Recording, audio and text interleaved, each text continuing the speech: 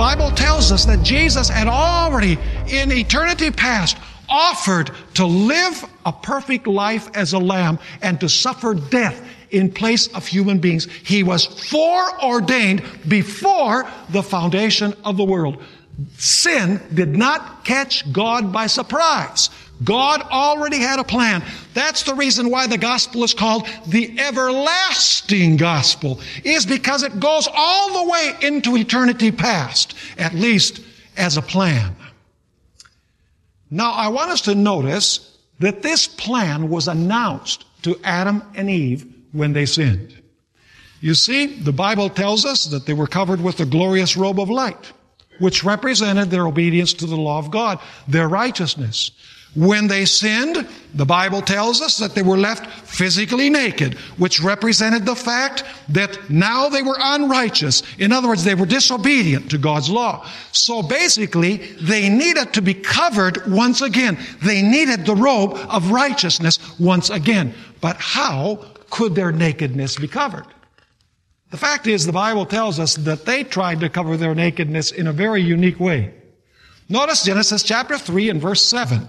Genesis 3 verse 7, immediately after they find themselves naked because of their sin, we find this statement. Then the eyes of both of them were opened, and they knew that they were naked. And they sewed fig leaves together and made themselves coverings. How did they attempt to cover their unrighteousness or their disobedience to God's law?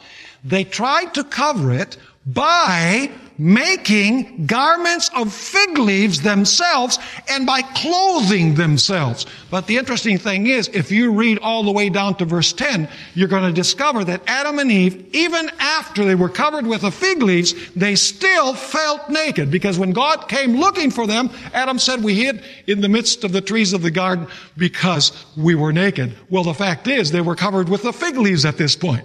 But they still feel naked because the glorious robe of light was not there. They were just fig leaves. And they knew that in order to have the innocence of God, they needed to have the robe of light. And so they're standing there in the garden. They're trembling. They're shaking. They know that sentence of death should fall upon them. And God descends to the garden, and He gives a magnificent prophecy that we find in Genesis 3:15. This is when the gospel plan is first announced after sin. It says there in Genesis 3:15, and God is speaking to the serpent. He's speaking to the devil. And I will put enmity between you and the woman, and between your seed and her seed. He, that is the seed of the woman, shall bruise your head, and you shall bruise his heel. In other words, God is saying, I'm going to send a seed to the world. And that seed is going to war against you, serpent, against you, the devil. In the process of the war, you are going to wound his heel. But after wounding his heel, he is going to crush your head. Now the question is, what event was going to crush the head of the serpent? How could this seed of the woman defeat the serpent in order to restore to man what man had lost? How could man be covered with the glorious robe of light once again? The fact is that in verse 21, just a few verses after verse 15, we find how God was going to cover the nakedness of Adam and Eve. It says in verse 21 of chapter 3, also for Adam and his wife